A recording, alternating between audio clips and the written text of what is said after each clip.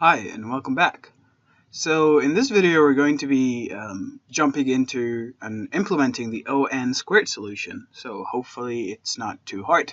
So let's just jump right into it. So the first thing is, if you remember in the pseudocode, we checked if s.size is equal to the size of t, then we simply is not. So yep, very careful here. If it's not the same size, then they cannot be anagrams. So we just return false. Now we also want to check if s is equal to an empty array and t is equal to an empty array. Then we simply return return true, and that's just a corner case. Now the second step is to make a new array, to make a array called, which is a Boolean value, and called matched, which will be the size of t, or s. Now, because if we pass this statement, then that means that s.size is equal to t.size, so we can skip it. So t.size, and we're going to initialize it all with false. But one possible problem you might see here is if t is size is 0, right? Like if t is this string, but s is not. So we can actually generalize this.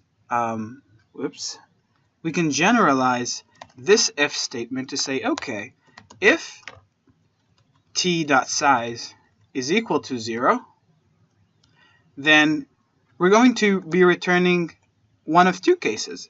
If s.size is equal to 0, so if s is empty too, then we return true. Otherwise, return false. Now, this is one possible way of here, but we already know that if we're at this point, then we know that s.size is equal to t.size. So we don't have to worry about the case when t.size is not 0, basically when s.size is not 0. So in other words, we don't even have to this else statement, because if t.size is 0, then we know that s.size is equal to t.size, which is equal to 0. So in other words, again, we don't have to consider all of this, if statement. We can just take care of just this corner case, and we're good to go.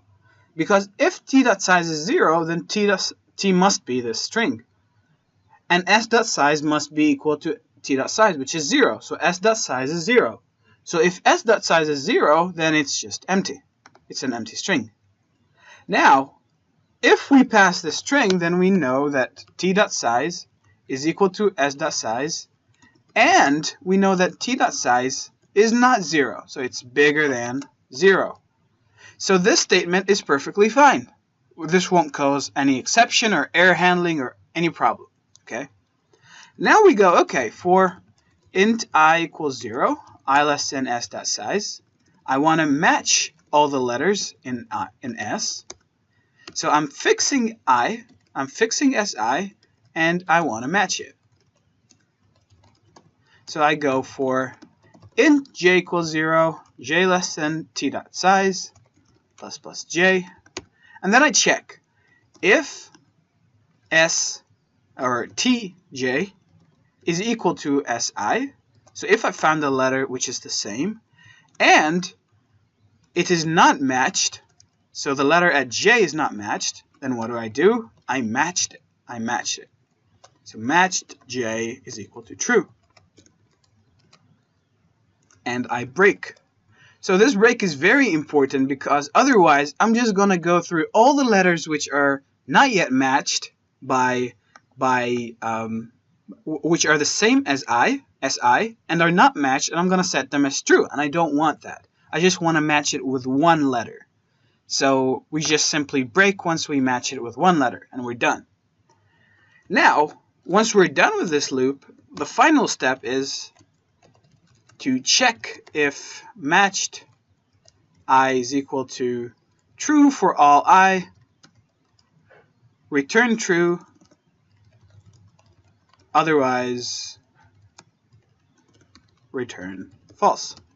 So we go for int I equals 0, I less than matched dot size plus plus I. And then if at any point in time I find if matched I, if at any point in time I find it that it's not matched, so the letter at I is not matched, then I simply return false. If at some point there's a letter which is not matched, which means it's false, so if not false is true, right? So if match I is false, then I simply return false.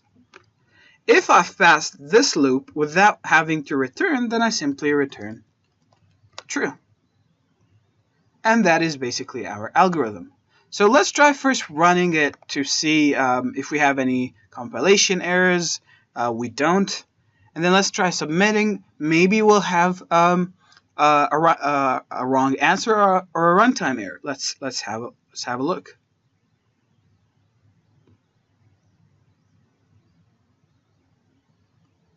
So we get an interesting result. We get a time limit exceeded. So you might be wondering that why we're getting a runtime error here, and the reason is basically the input is too large. If we have a look at our algorithm, we actually ran 32 out of 34 test cases, which is not too bad, right?